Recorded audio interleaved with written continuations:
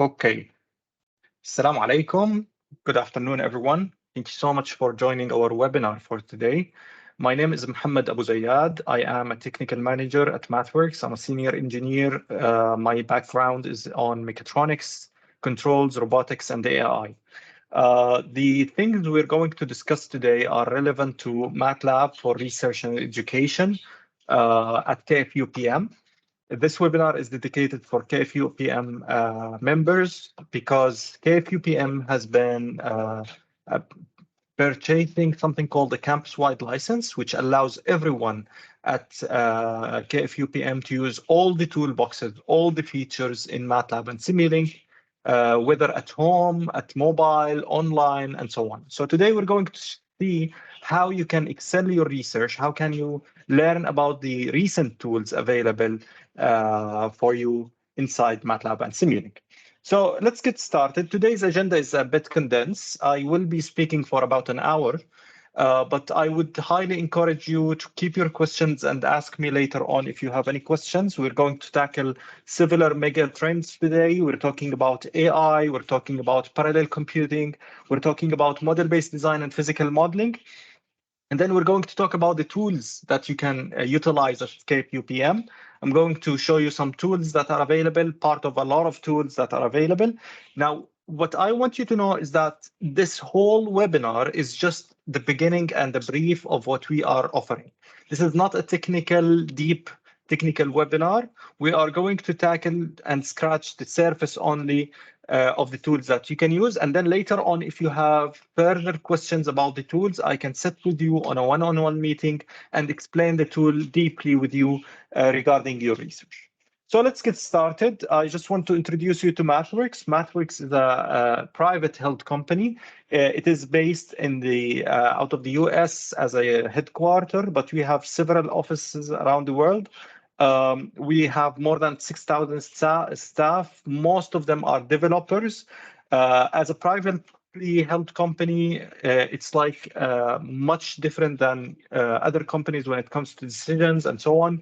We are highly focused on human impact and social missions and the value we are bringing for engineers and scientists. What I want you to know is that our software currently is heavily used in industries, whether you're talking about aerospace, automotive, electronics in general. You can find our software being used to develop, design, simulate, and deploy services on many fields. So where are the most sophisticated applications happening these days? They are happening around the solar-powered cars, advanced prosthetics, robotics, and humanoid robots, and climate relevant machines and energy relevant systems. So what do we offer? We offer two things, MATLAB and Simulink. You might be aware of MATLAB. MATLAB is the programming language we use. We use MATLAB technically to write codes, algorithms, do numeric analysis for several systems where you can see all these codes. This is the MATLAB screen.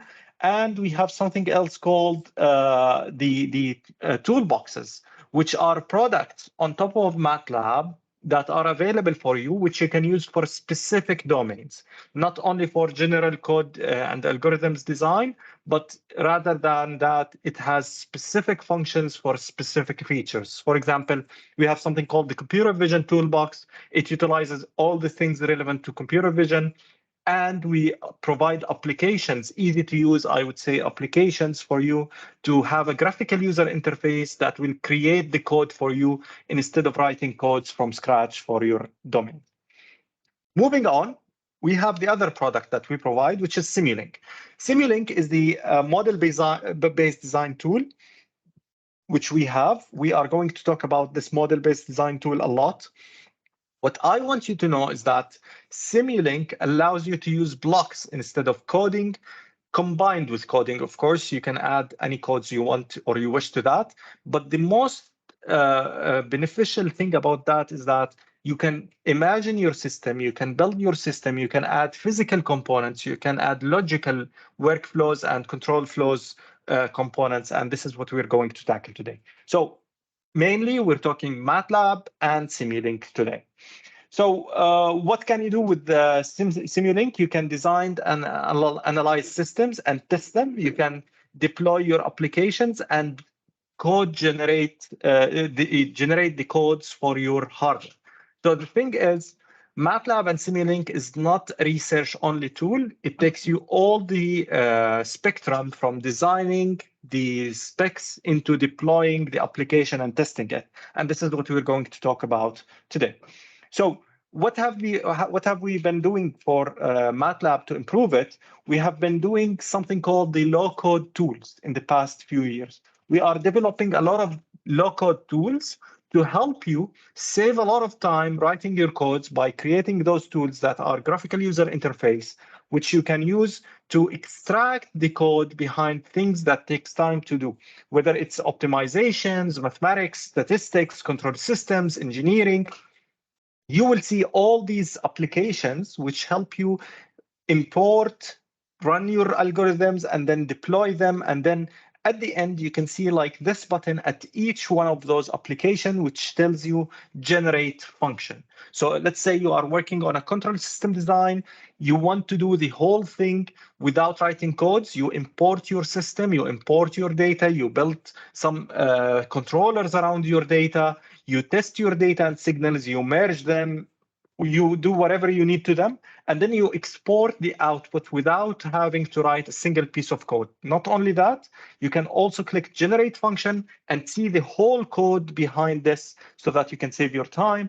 And one more aspect we're going to tackle today is AI. Today, we are going to spend a lot of time on AI, telling you how we have been leading the field of AI on applications-based products.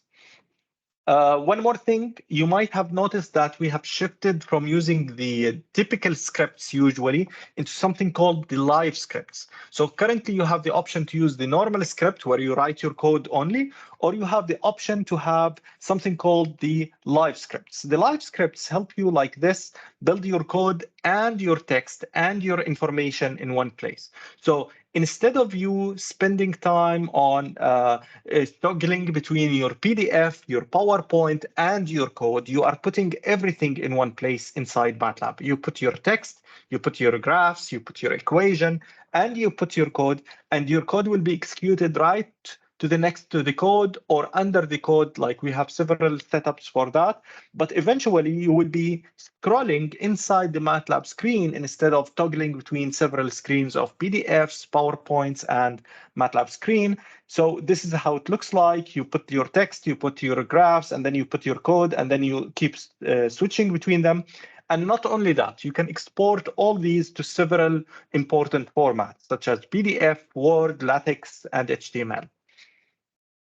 Okay, so where can you use this? We are taking you from just normal coding into professional coding. We're introducing a lot of project tools where you can build your project that includes several systems and combined files and libraries and functions. You can add the source control to upload it to GitHub, let's say, and update the versions that you are using.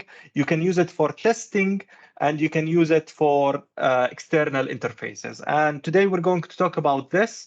We are looking at MATLAB as an international environment or a multi-domain environment. We want you to use MATLAB as your base for every application design. And then if you feel comfortable working with other products or other services, such as, let's say, open source software, TensorFlow, Python, etc., MATLAB is a universal platform that allows you bring those codes or those libraries that you like inside the MATLAB screen and continue working, because you will find everything in MATLAB from design into deployment. So let's say that you like one feature in the AI component, or you like one feature in the simulation component in another software, you can bring that in and close the loop inside MATLAB. So that was just an introduction about MATLAB. Today, I'm going to tackle, as I said, several points. I'm going to start with AI because it's the biggest mega trend happening around us these days. And I want to spend some time on AI because Right now, I travel a lot of countries and I see a lot of researchers. I can promise you that every single researcher from every field in the world is trying to utilize AI in their research. I go to science departments, I see chemistry and biology researchers trying to utilize AI. I go to business departments and I see them trying to utilize AI in their numbers. I go to engineering, and of course, it's a mandatory component for engineers to utilize AI in their systems. So let's talk a little bit about AI. In AI, I believe that, or we at MathWorks believe that there is a general workflow for AI. Wherever you go, you are going to work with this general workflow of AI for designing any AI-based system. So we're looking at the data itself. We're looking at preparing data, collecting data, pre-processing data. The data itself is a very important aspect. And I want you to know something about the data. We have done a research on data pre-processing and collection and so on. In research, people spend a lot of time on the algorithm itself, while in industries, they spend a lot of money and a lot of resources on the data itself being collected properly, being distributed properly, because they believe that whatever kind of data you bring into your system, the best quality you will get from your system. So the quality of your AI model does not only depend on the algorithm itself, but it also depends with a very high portion on the quality of data you bring into your system.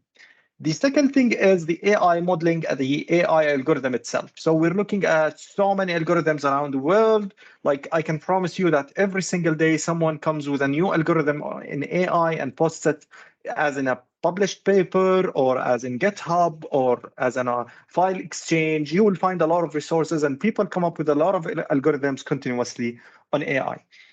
We're looking at simulation and testing. Of course, you have done your AI model. You want to test it against your application, against your system. Is it suitable for the system? Is it does it need more tuning? Does it need tuning for the hyperparameters? Is this accuracy enough? These are things that we should be able to test. And eventually, you will not keep your AI system sitting on your laptop. You need to deploy it. You need to take it into an application, whether that is a software or a hardware. You need to deploy it somewhere in order to people to be able to use that in real life. So this cycle of AI is what we see as a general trend or general workflows for AI, for anyone who's trying to use AI using any tool, anywhere, for any system. This is the general pillars or components of the AI. Now, with that, there comes a lot of challenges. In every single part of those pillars, there are a lot of challenges. When you're talking about data, we're talking about the quality of data. Is the data enough? Is the data pre-processed properly? Is the data distributed properly? Sometimes you have data, but is the data enough to cover the whole spectrum? These are things that we need to look at when we're looking at the data, not only pre-processing the data, but also the ability to create new data and use it for the algorithms. Looking at AI models, of course, you want to have several selection of models. You want to compare several AI models, compare their accuracy. And one key component that comes to AI is computing. AI systems requires training. You are training a lot of data. This data is not just simple text, simple spreadsheets. They could be images, they could be videos, they could be spreadsheets that are really, really long or databases that are really big. So computing power is a challenge when it comes to AI modeling these days. Transfer learning is something we are working a lot with our customers. You don't want to spend time training and designing algorithms from scratch. You want to utilize old models and retrain them on your specific kind of application or specific kind of data. We're looking at simulation and testing. You want to look at an environment where you can test several applications in several domains or complex domains or hybrid domains. We're looking at deployment. We're looking at deploying softwares and hardwares. Maybe you are deploying this on a server. Maybe you are deploying this on a mobile application, or mostly as engineers, we deploy this on hardware. So these are the general problems happening around those pillars of AI, and let's look at them one at a time. So when we talk about data preparation, in each part of those four, I'm just going to tackle a few points that could help you understand how MATLAB can help you in AI. When it comes to AI modeling, when it comes to AI problems in data collection, you might have some problems pre-processing your data. One of the problems that we tackle a lot in images, signals, texts, and so on is labeling the content. Labeling content is something very important that you need to learn how to do, and you might have it a lot during your work. When it comes to labeling the content, we have created a lot of applications, such as this image labeler application, where it helps you label specific objects within your system. So let's say that, for example, you are working with a lot of images and you need to label some components in those images, maybe the lights of the cars, maybe the traffic signals, maybe the pedestrian lines, and so on.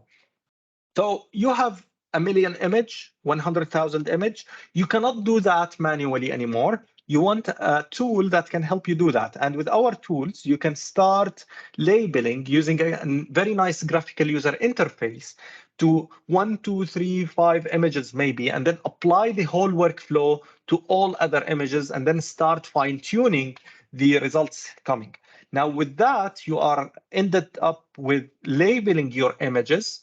Not only that, but you can also export the code for doing this and apply it to other components, similar components later on. So one problem in data is pre-processing the data, and this is the way we solve pre-processing easily with MATLAB.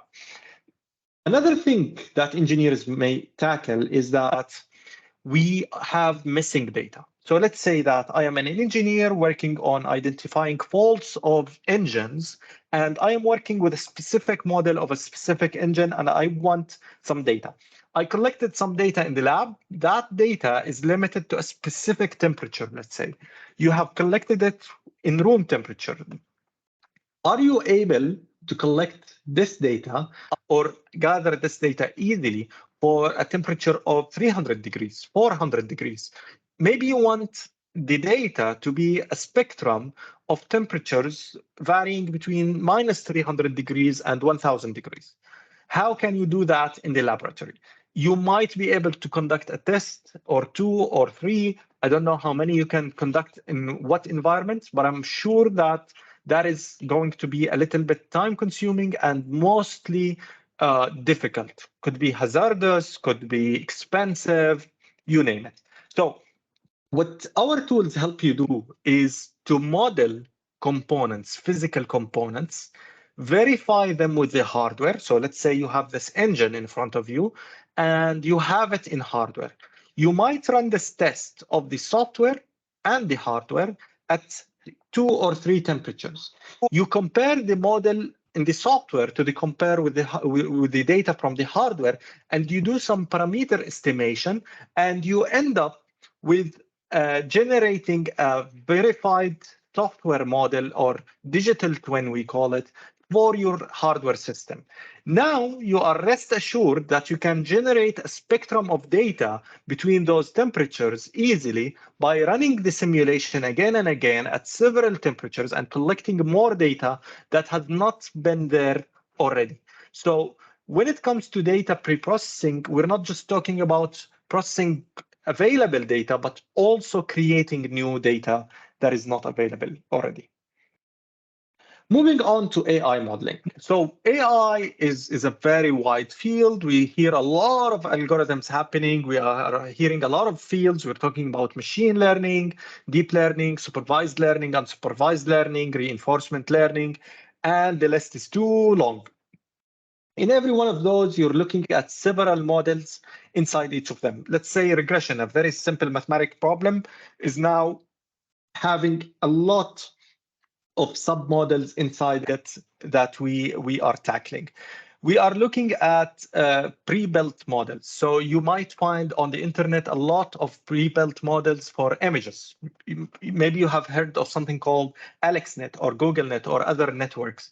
Those are pre-trained networks available online that have a specific neural network structure, and they have been trained on, let's say, 2 million images, so that whenever you import any image, it can recognize that as one of 1,000 category.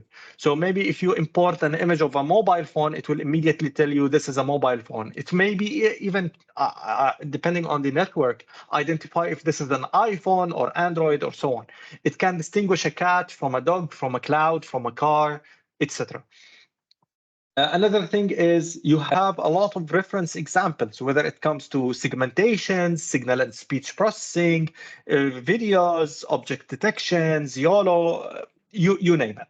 So these are a lot of algorithms to look at. What are we doing in MATLAB? We are making MATLAB a universal platform that can communicate to almost every other platform available and used. We are allowing you to import and export. As you can see, the arrows goes vice versa, to import and export your MATLAB codes from and to other languages so that you can utilize those other languages inside MATLAB, or take MATLAB applications and utilize them in other applications. And by the way, last year we have released a new API for MATLAB to be compatible with Jupyter. One more thing. You are working with AI, you are working with a specific system, maybe you are working on automated driving. Some people are working in the medical field. Some people are working on wireless communication. Some other people are working in robotics or control. All these fields can be included in those algorithms inside MATLAB, and are hybrid systems that are built inside MATLAB, and you can actually combine any of those systems with any other system because of the compatibility features inside MATLAB. And this is what we are working with industries. Like, technically, believe me, that what we are doing with education is nothing compared to what industries are doing with our tools. They are creating top-notch technologies with those tools. So what are you doing when it comes to the problem of computing? You might run some simulations on your laptop, you might run some trainings on your laptop, but that is time consuming. So how can you excel that speed? I know that many of you may tackle AI applications by using GPUs, by using HPCs at the university, and maybe by using even some online resources such as Microsoft or Amazon Web Services. What I want to tell you is that we made MATLAB compatible with all of those. Right now, if you have an HPC at your university, your admin, your IT administrator can give you access to run your MATLAB computations on the HPC and utilize the HPC. If you have access to a GPU, you can do the same, whether it's on your local machine or inside your university. Or if you have access to an online service where it provides you with hardware to accelerate your simulations, you can do that. You can actually add a cluster from Amazon Web Services or from Microsoft Azure. So we are going to see how this affects the speeds of training the data, whether you have images, videos, text, etc. This is going to accelerate the speed. Over here, you can see, for example, we are using in this example a single GPU. You might be using several GPUs, multiple GPUs. If you use your own computer only, it will look like a single GPU, which might be the slowest thing. So it depends on the amount of data or the amount of computing power you're looking at. So we have been investing a lot in AI application. We are building AI interactive applications so that people who don't have a background in AI can actually build simple components of AI without looking at the code. Meanwhile, for advanced researchers, they can actually use those applications to extract the code of the basic components. So let's say that you are a researcher working on deep neural networks. We have the deep network designer showing over here, where you can import some ready-made networks or build your own network from scratch. You can import it from PyTorch, TensorFlow. You can look at the structure. You can modify the structure with a graphical user interface. And then with a button, you will export a code that will create this for you. And then you will take it into the next level of your research. If you are someone like me, who comes from a background of mechatronics, robotics, and control, without having a solid background in AI, what I do is to use this component to extract a block inside Simulink so that I can have a deep learning component inside my Simulink without having to worry about the deep technical knowledge of deep learning itself in here for the sake of the application itself.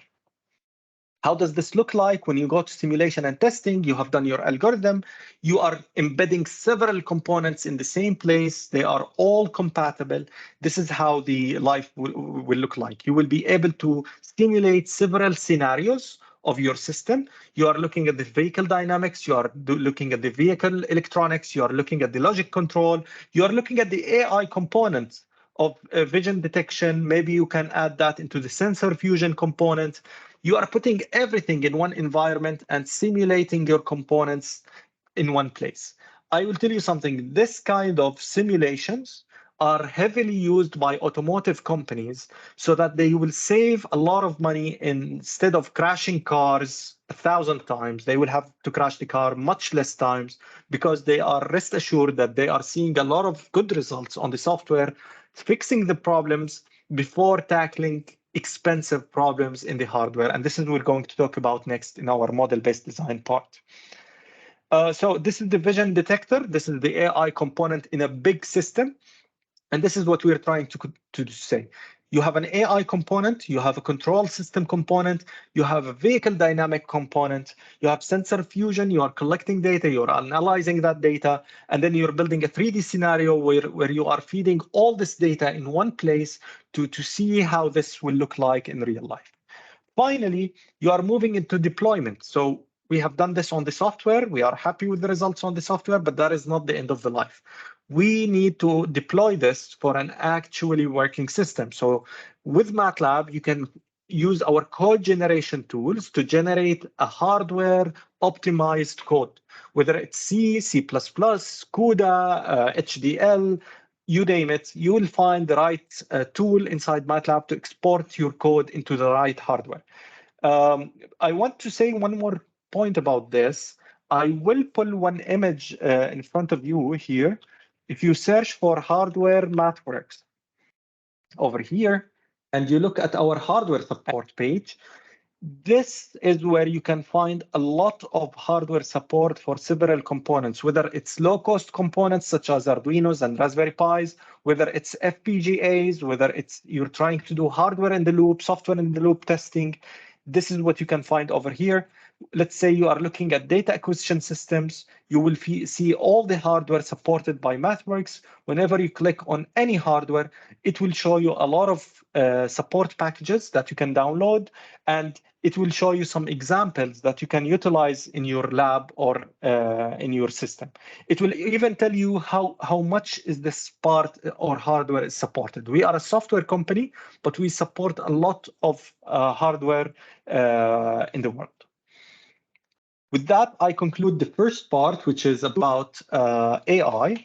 I'm going to talk about second part relevant to the first part, which is parallel computing. So parallel computing is a very important aspect or component when it comes to any technology-based software. We're looking at a lot of computational power required, and how do we utilize this and how do we get this done in MATLAB. I just want to give you an understanding how MATLAB works on parallel computing, whether on AI or Simulink or simple algorithm design or etc. So what we have in MATLAB is something called the parallel computing toolbox. It's part of the 126 toolboxes I told you about. It allows you to run your codes on several threads or workers at the same time. It takes care of parallelizing your code, if it's scalable, into several workers. and it puts it on parallel tasks so that you can accelerate the results of your simulations. So what you are doing over here is that you are extending your own machine, which has several cores inside it, from treating it as a one core into treating it into several workers. And you can split that, and you can control the way you split that. We know that, for example, our laptops have quad cores, multiple cores, so you can use that feature. The other thing is that whenever you are looking at this example, examples like Monte Carlo simulations, for example, you are looking at for loops, let's say. A very simple example of running a for loop that is calculating the accumulated result of a specific matrix or something. Instead of running your for loop normally in a code, simply you will put the command par4, and your parallel computing toolbox will take care of distributing the for loop into several workers so that you can save time in running your code, and it will run much faster. The other thing is that the background pool, which enables MATLAB to do asynchronous workflows. So whenever you are using the parallel computing toolbox, your workers will run as thread in main MATLAB process and share the memory up to 8 workers per task. What you need to know is that if you have access to a GPU, let's say some laptops like, for example, graphic design laptops, gaming laptops, they come with a good hardware that enables you to access NVIDIA, for example, GPU. You can select that as a processor to accelerate the speed of your simulations inside MATLAB. So if you have access to a GPU inside your laptop or in your lab or in your university, you might utilize that to actually accelerate the speed of the training or the training power of your device. Not only that, it also allows you to run that on Simulink. So whether you are using MATLAB-based applications or Simulink-based simulations, you can accelerate the way you are running your systems. Because, you know, for example, Simulink is running based on a numerical approach. The numerical approach is basically iterations of several loops, and it keeps calculating the output and feeding it back and so on. You can use parallel computing to accelerate the processes of simulations in some cases. And when you do that, you can either do it on your laptop or desktop using the MATLAB parallel toolbox, parallel computing toolbox, or you can utilize a hardware available at the university, let's say a high performance computer. You can use that with the MATLAB parallel server, which is, again, is part of your offering at KFUPM. All the services that I have covered so far and the ones that I will cover are part of your services that you have already purchased. So I'm just urging you to utilize those services as part of your subscription. Not only that, if you are working with big matrices, you are working with distributed matrices or tall arrays, you can actually utilize several functions that we have inside the software so that you can accelerate the work and divide the work into several workers and run them in parallel. And instead of having to run every section separately and sequentially, you will run them in parallel. That summarizes the parallel computing toolbox, but I just want you to know that this parallel computing toolbox is currently part of your offering. It's available for you. The parallel computing server is available for your IT administrator, and they need to install it on the HPC in order to allow you to use the parallel computing server. The parallel computing server helps you access your university hardware remotely and run simulations on that hardware without having to worry about the computing power of your device. Moving to the next topic, which covers a lot of the engineering work. I know that a lot of you are working on engineering systems, so I'm going to talk now about model-based design and physical modeling and physical design of components.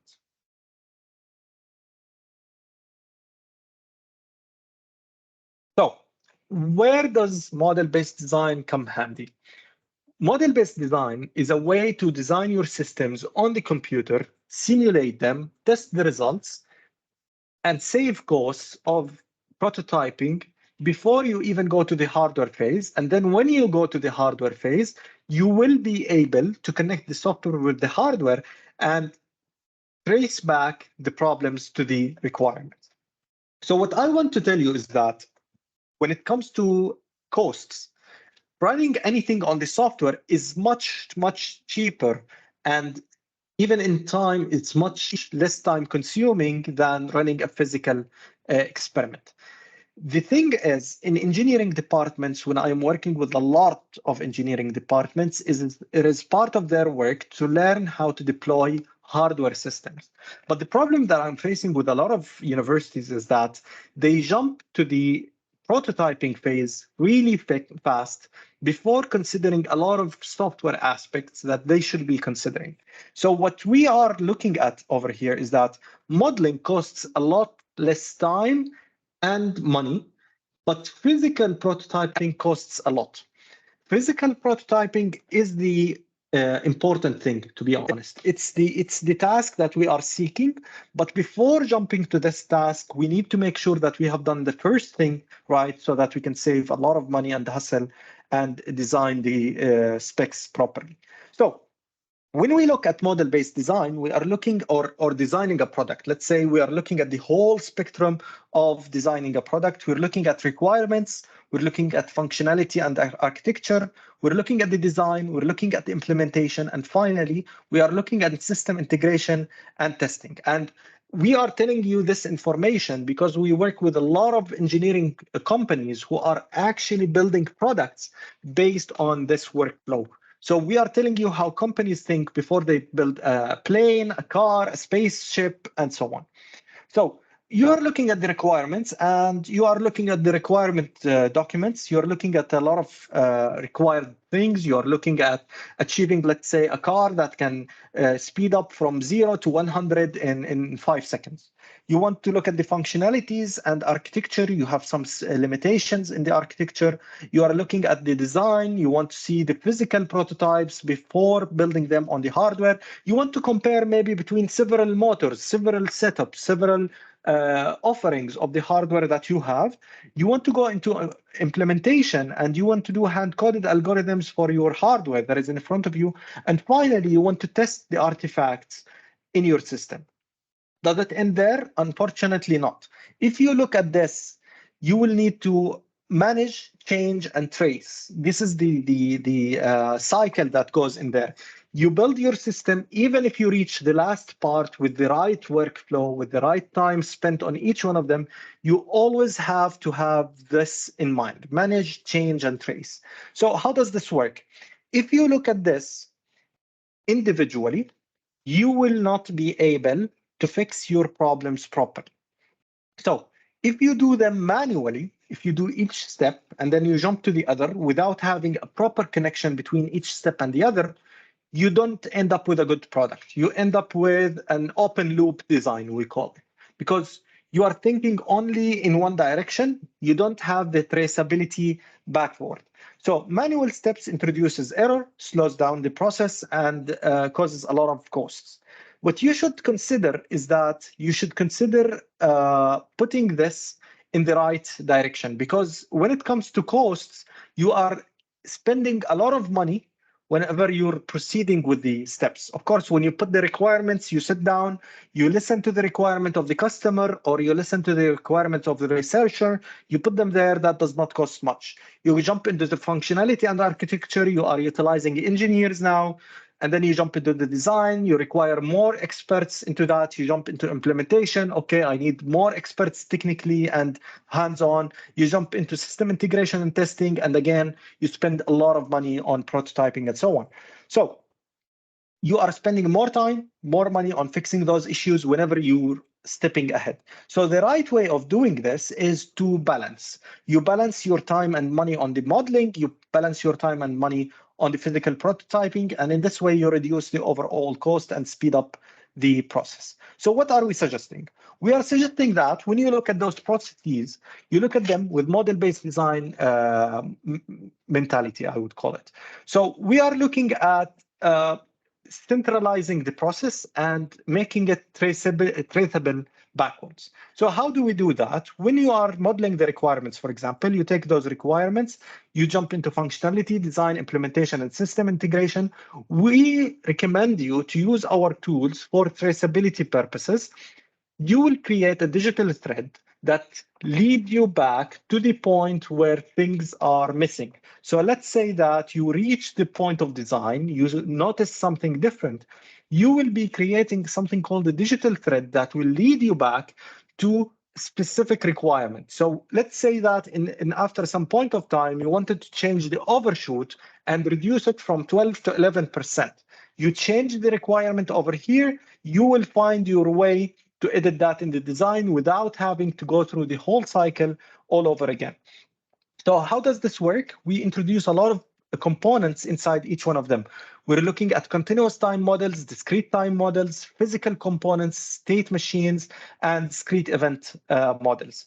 These tools are used for these things for several applications, whether we're looking at networks, analog systems, digital systems, wireless systems, and so on. So we are also looking at incorporating the AI component into our big picture. Right now, wherever I go, every researcher wants to incorporate an AI component because this is the future and this is what makes our systems actually autonomous and strong in terms of learning from mistakes. So how do we suggest you do that? We suggest you do that with MATLAB when it comes to creating models and the AI loop we explained. And then when you come into the picture of model-based design, you will need Simulink. So how are we suggesting you do this with Simulink? Maybe you have heard of this, but we have a product inside Simulink. It's one of the most strong products I like, which is Simscape. Simscape is a tool for physical modeling inside Simulink. Simulink is a model-based design tool that allows you to put blocks from different fields, and then you put the mathematical components, you calculate them, you put integrals, mathematics, workflows, and so on.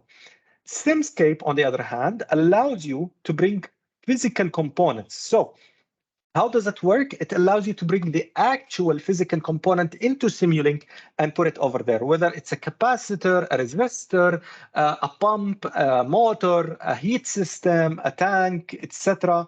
We're looking at several fields. We're looking at electromechanical fields, mechanical purely, hydraulic purely, custom fields, or even hybrid fields all together.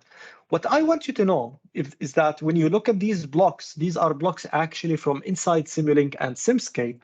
And these blocks have been color coded. When we started this, we didn't do it, but now we have color coded those so that you can distinguish different systems when you are doing this. So you're looking here, for example, at a blue color. Once you see a blue color, you will know that this is an electric system. As you can see, it's coupled with another green color, which is a mechanical-based system over here. You're looking at a hydraulic system that comes in a somehow brownish color. We're looking at heat systems that comes in red colors, and we're looking at different systems. And all of those systems are hybrid systems that can work inside one environment. You can connect them all together. Not only that, it's a custom environment. You can create your own physical components inside that and put the equation for it. Let's say that you have invented or came across, let's say, a thermal capacitor that is differently working in different temperatures. You will add the equation for that. You will customize your physical component and put it over here and then connect it to the other elements, which is gas, moist, thermal, electric, mechanical, and so on. When you are building your physical components inside Simscape, you have something called the variable scaling analyzer, and you have some components that you can assess. So whenever you click on any component, you click on the resistor, you click on the capacitor, you can see every signal passing through that. You can read the voltage, the current, for example, for electrical components. You can see how the displacement happens for mechanical components, the velocity, the acceleration. You can read all these types of physical signals from the physical components, export them, and analyze them later on inside MATLAB. So I will give you an example. I have an example, a very nice one for you. I have a demo. I'm sure you have you're maybe bored with a lot of talking. So I brought you an example, and I will show you on MATLAB. I have an example of a simple pendulum. If you look at a simple pendulum, we have all learned the equation of the single pendulum having a length of L and negligible mass, let's say, or negligible, like the rod mass is negligible, and the particle mass is M. We're looking at a very simple equation, theta double dot equals minus G over L sine theta 1. Sometimes they approximate that into theta in radian. We want to model this equation. We go to Simulink and we write on the mathematical model of that. We drag some blocks, we put the integration, we put the gain. We end up calculating numerically, of course, this equation, and we can see the performance of this equation. In Simscape, whenever we're using Simscape, we are putting the physical components. What physical components do we see over here? We have the world frame, which is considered the ground of the connection. We have the revolute joint, which is over here. We have put that revolute joint, and we have put the pendulum, and you can specify that pendulum structure, whether it's a cube, whether it's a cylinder, whether it's a ball. You can specify the structure of that, and you can even import an STL file for a complex structure and put it over here and simulate it over here. Now, how does this work? Let's see. So I have the equation for this. I tried it with Simulink. I want to try it with Simscape. Whether you try it with Simulink or you try it with Simscape, you will end up with the same picture of output on the right, simulating the behavior of this system. So let's say that this is a very ideal system. It doesn't include any friction or anything. It's going to oscillate. If it has an initial condition, it's definitely going to oscillate like this. You can find that whether with Simulink or Simscape. Okay. Now, going to real life examples. Whenever we have real life examples, life is not linear. That's a fact. And the other thing is life is not simple. We don't have simple systems. We have complex systems. We have nonlinear systems coupled with more nonlinear systems, and it's a mess.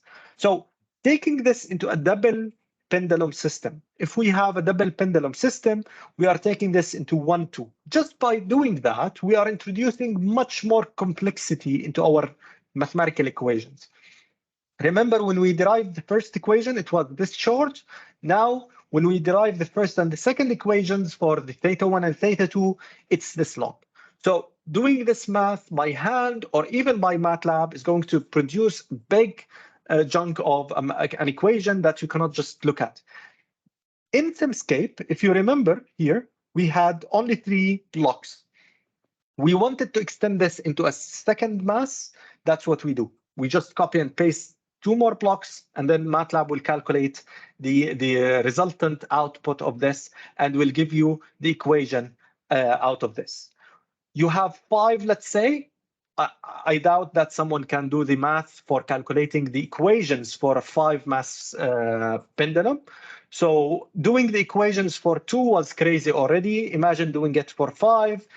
MATLAB will be running this simulation easily for you, doing it numerically and showing you the output over here. I have a sample for you. I have prepared this example for you to show you how this works on MATLAB. So I have this simple example of a pendulum connected to a revolute joint and connected to a brick solid, which is the output or the mass that I have. I have specified this not to be a ball. I made it even more complex. I made it a brick. And for the revolute joint, you can actually add more things over here. So you can extract a sensor from here to read the position or the velocity and show it on a scope. You can add an actuation to feed into it a motor.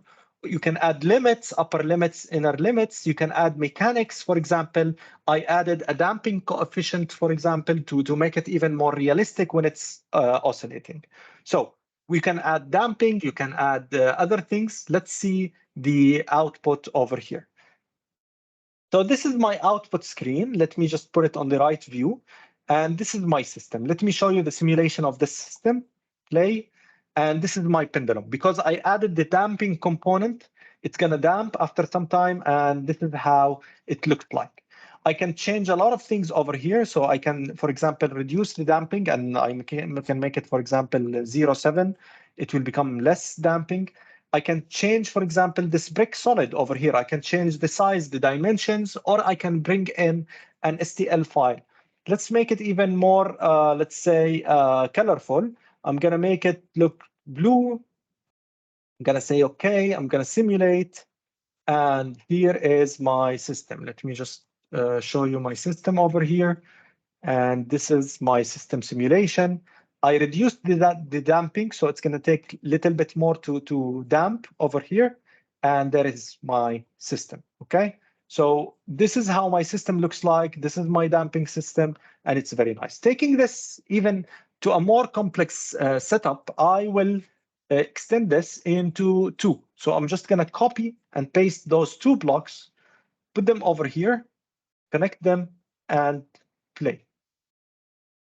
We can see that the output over here is now like this. Let me just change the view into this here. Let me repeat the simulation. And this is what it looks like. I just copied and pasted, as simple as that.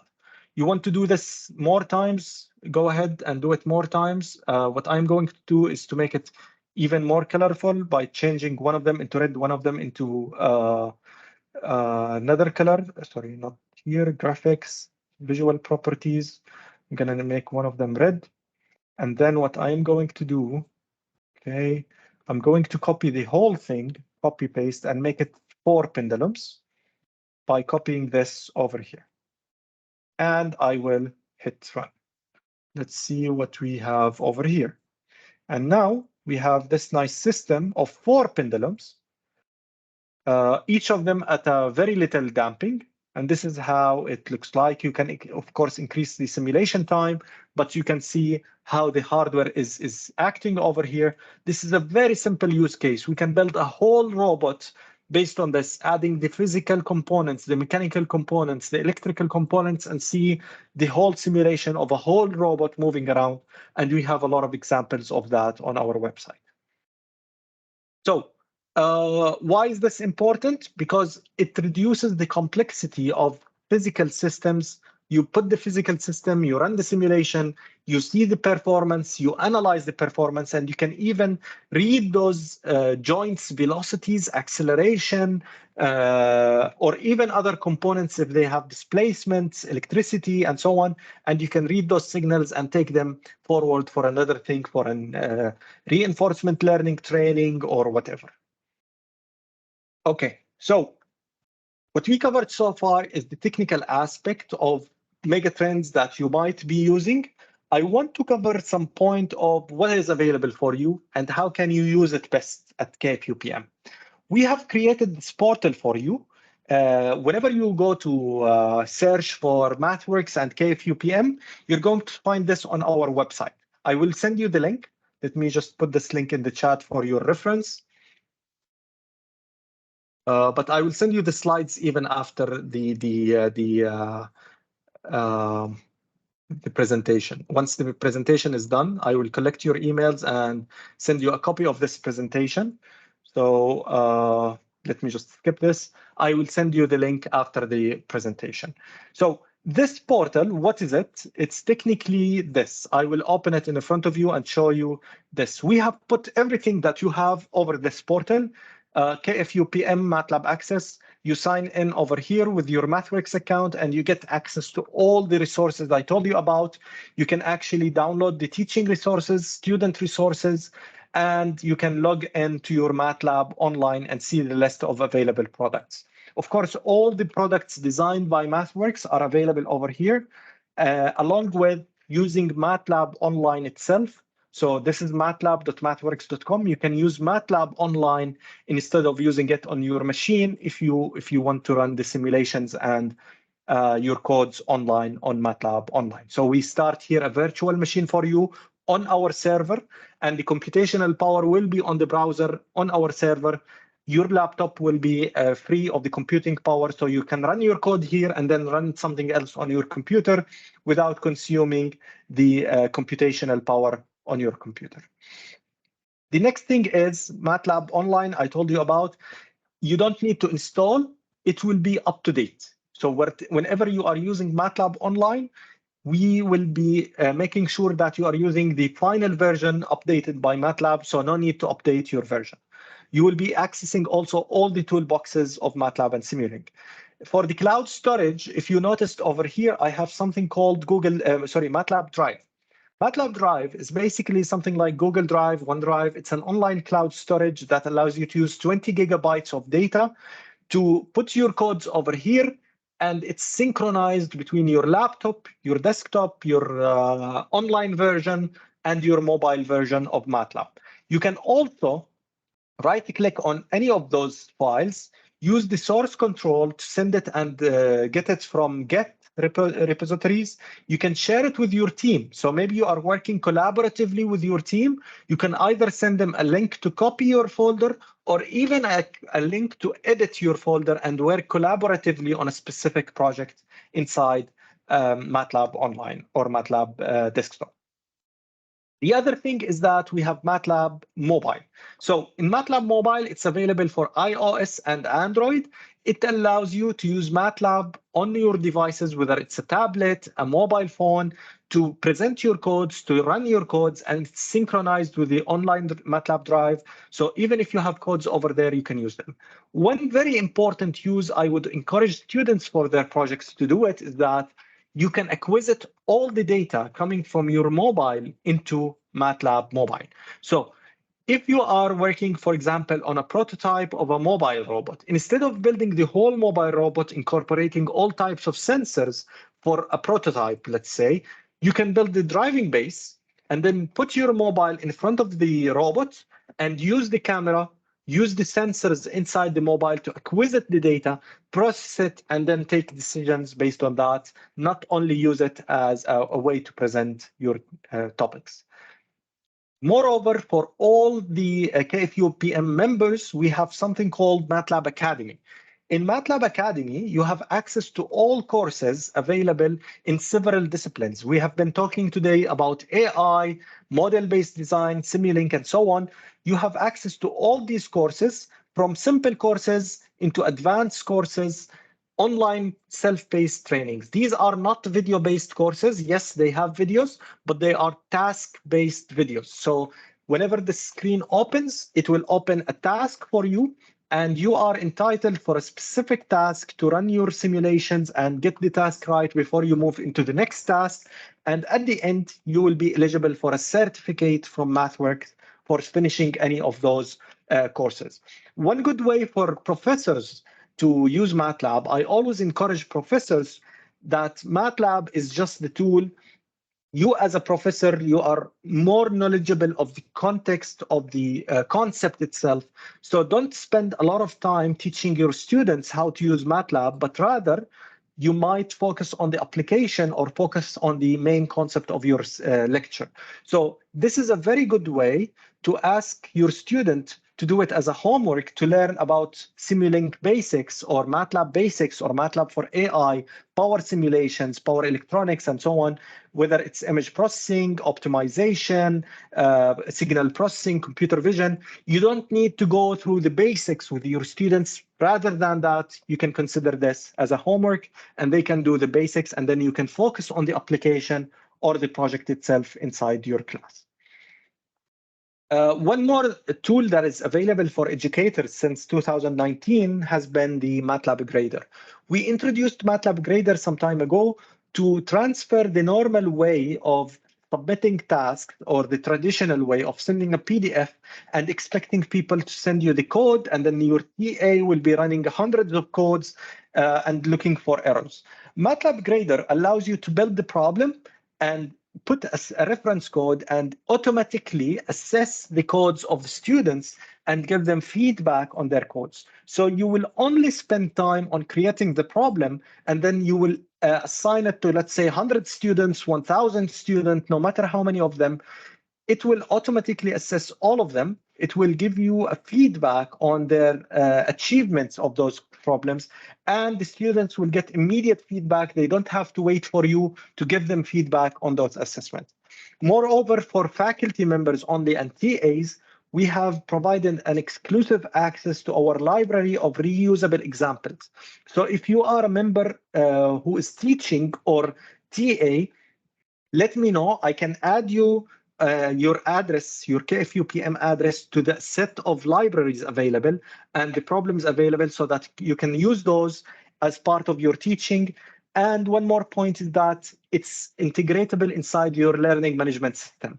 Whether you are using Blackboard, Moodle, I don't know what platform you are using, this is integratable into your system. So instead of creating a typical assignment and assign your course students into it, you can actually assign them to a MATLAB-based assignment, and then the results will be automatically exported to your Blackboard or Moodle or your LMS directly. So you spend more time on designing the problem. TAs spend less time grading the problem, but rather spend time with the students, talking to them and discussing with them. And students will get immediate feedback and won't wait for the results to be announced. So I want to tell you how this is being utilized worldwide. We are working with a lot of customers worldwide, industrial customers, educational customers, research institutions, and so on. So I have a lot of those stories. I want you to know that they are using MATLAB to save a lot of time and a lot of effort. MATLAB and Simulink utilize more than 126 products and toolboxes. I want you to know that we are here to support you to create such use stories. One of the use stories I want to show you is something that we did in a neighbor country to you. So it's called SoroSim MathWorks. And this is what we have done with one customer, educational customer nearby you. So a lot of people are creating great stories with MATLAB toolboxes. So not only using our toolboxes, but also creating customized versions of the toolboxes that we have. So we are supporting those customers like Khalifa University to create a customized toolbox for soft robotics for modeling and simulation. We help you do this if you are working on a specific research. We help you with our community toolbox program to create your own customized toolbox and then share it with the world to get the credit for that. What I want you to know that I myself, as a senior customer success specialist, I want you to know that I am here to support you to scale your researches, scale your ideas to the world. Whenever you have published a nice paper and you want people to know about it, I can come into the picture and write a story with you like this and share it worldwide with similar interest groups that can actually look at it and exchange ideas with you. We are working with a lot of universities to address some research problems, whether it's in medical field, AI field, robotics fields, and so on. So we are facing a lot of challenges with them and then building solutions that are actually top-notch and have patents in the field. So for example, this is a story from the University of Cambridge, where we have built this system for looking at brain tumors and using our medical imaging toolboxes and parallel server offering to accelerate the performance of looking at those images. We have a lot of nice stories like those. Feel free to look at our website for more information about them. I know I have been talking for a while now. It's been more than an hour. I would like to hear from you some feedback. So what I want you to do is that I want you to fill this form for me. I will send you the presentation. For those who fill the form, I will send the presentation to their emails. But I want to hear from you. What are you using MATLAB for? How can I help you? Do you want more webinars? Do you want more technical information? Do you want to throw student events at your university? Do you want to do some research stories that we can help you with? I am here to support you, and I am the resource to support you. For now, I will stop the recording and take the questions. We don't